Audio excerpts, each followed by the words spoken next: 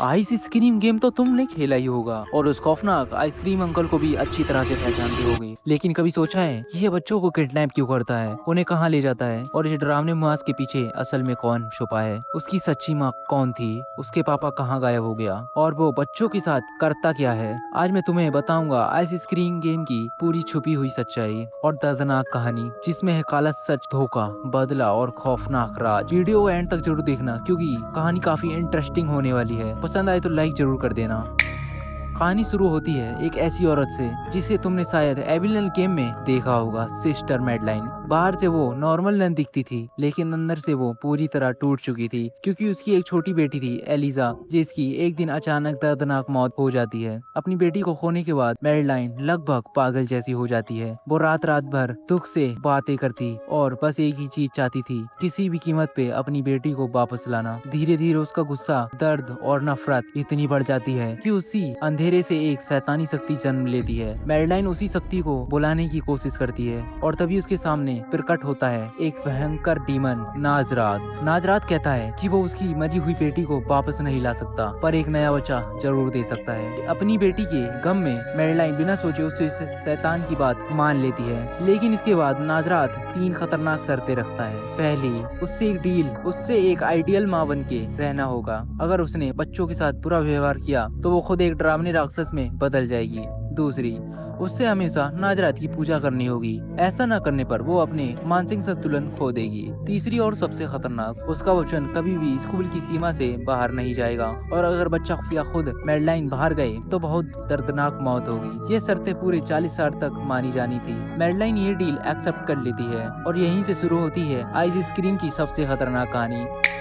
1 जनवरी 1940 को उसी स्कूल में एक बच्चा जन्म लेता है, रॉड। शुरुआत में सब इसे एक चमत्कार मानते थे, लेकिन वक्त के साथ नाजरात की शर्तों का असर मैडलाइन पे दिखने लगता है। वो पूजा करना छोड़ देती है और उसका व्यवहार बदलने लगता है। गुस्से में चिल्लाना, दिमाग बिगड़ना, वाकिनन से इस सब से परेशान हो जाती हैं। तभी सामने आती है सिस्टर एंडा, जो समझ जाती है कि हालात काफी बिगड़ चुके हैं और मैडलाइन का पागलपन पूरे स्कूल को खतरे में डाल सकता है। वो एक बड़ा फैसला लेती है। स्कूल के बाहर एक शख्स, जोसेफ सुलिवन, जो स्कूल में आइसक्रीम सप्लाई करता था, जोसेफ सुलिवन की मदद लेती है। पहले जोसेफ मना कर देता है, लेकिन सिस्टर एंडा अपनी सारी जमा पूंजी, स्कूल की वैन की चाबी और पैसा देती है, ये कहते हुए वो इससे फैक्ट्री खोल ले। उसका एक ही मकसद था, रॉड इस डर और पागलपन से दूर एक सुरक्षित जगह पहुंचाना। सिस्टर एंडा का प्लान काम कर जाता है। जोसेफ रॉड को लेकर स्कूल से निकल जाता है, लेकिन ये सब मैडलाइन देख लेती है और गुस्से में सारी नन्स को मार डालती है। अब कहानी आती है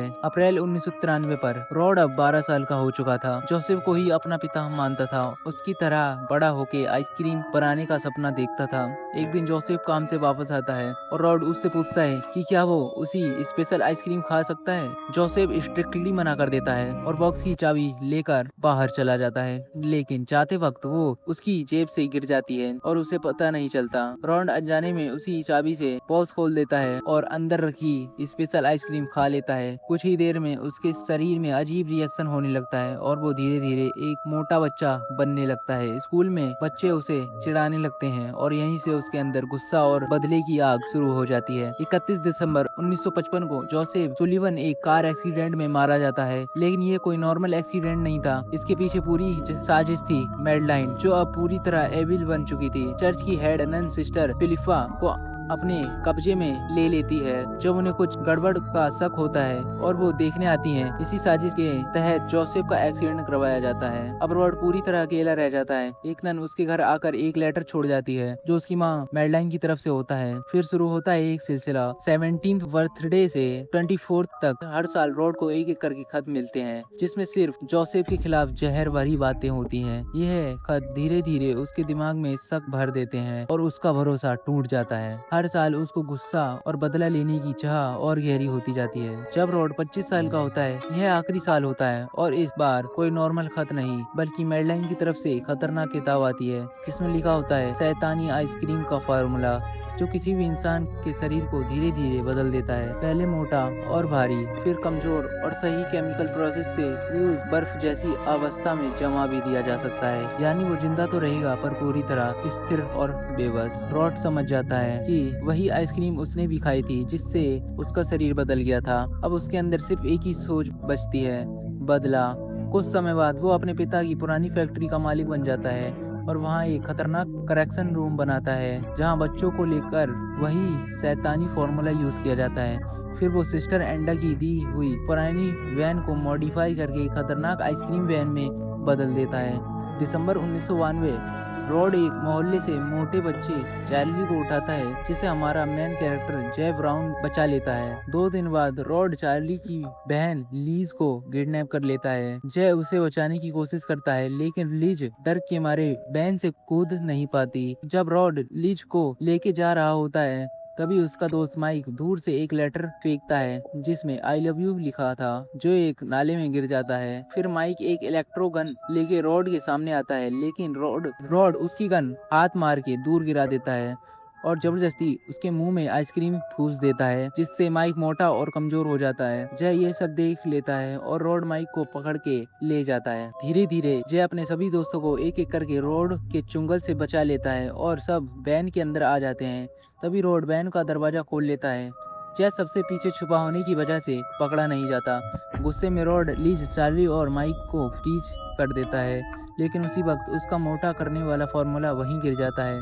जय उसे उठाकर वैन से कूद जाता है और घर जाकर वो फार्मूला पी लेता है जिससे उसका शरीर भी धीरे धीरे भारी होने लगता है। आखिर में रॉड उसे भी पकड़ लेता है और फैक्ट्री ले जाता है। फैक्ट्री पहुंचकर जय अपने तीनों दोस्तों को आजाद करता है और सब कंट्रोल रूम में आ जाते हैं। रास्ते में चार्ली केक खाने लगता है जिसे रॉड उसे देख लेता है और पीछा करने लगता है। सब कंट्रोल रूम में घुसकर गेट बंद कर लेते हैं।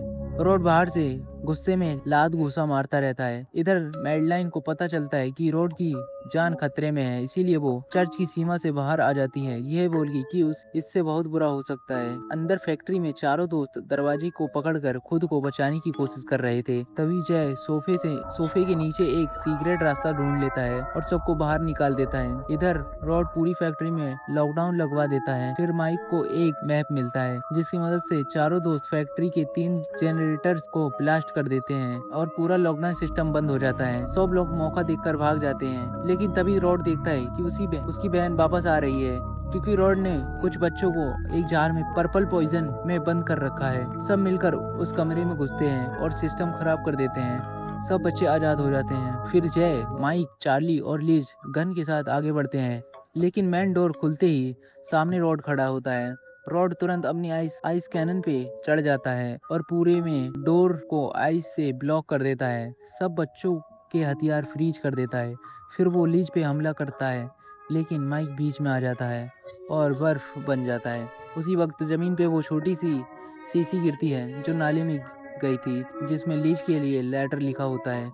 लीज उसे उठाकर सीने से लगा लेती है। अब चारों मिलकर कंप्यूटर सिस्टम से रॉड की आइसक्रीम कैनन को ओवरलोड करने की कोशिश करते हैं। सिस्टम हिट करते ही शॉर्ट सर्किट हो जाता है।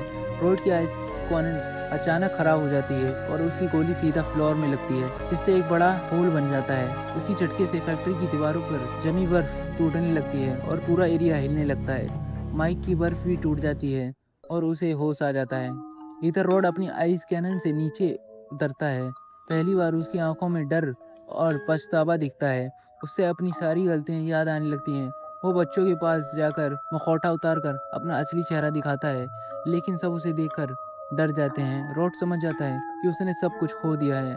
उसे बहुत बड़ा सदमा लगता है और वो फ्लोर में बने गड्ढे में कूद जाता है। तभी अचानक मैडलाइन वहां आ जाती है और रॉड को बाहर खींच लेती है, उसे गले से लगा लेती है। रोता हुआ रॉड पूछता है, क्या आप मेरी माँ हो? मैडलाइन जवाब देती है, हाँ रॉड, मैं तुम्हारी माँ हूँ, मुझे माफ़ कर देना। और तभी शैतान का शराब की वजह से पैटिफिकेशन शुरू हो जाता है। देखते ही देखते रॉड और मैडलाइन दोनों हमेशा के लिए पत्थर बन जाते हैं। सब बच्चे सुरक्षित बाहर निकल आते हैं। पुलिस भी मौके पर पहुंच जाती है और स्थिति कंट्रोल ले लेती है। जब अपने पेरेंट्स से मिलता है, लीज माइक के हाथ पकड़ लेती है और सब बच्चे एक नई शुरुआत की तरफ बढ़ते हैं और यहीं ख़त्म होती है इस खौफनाक कहानी की दास्तान।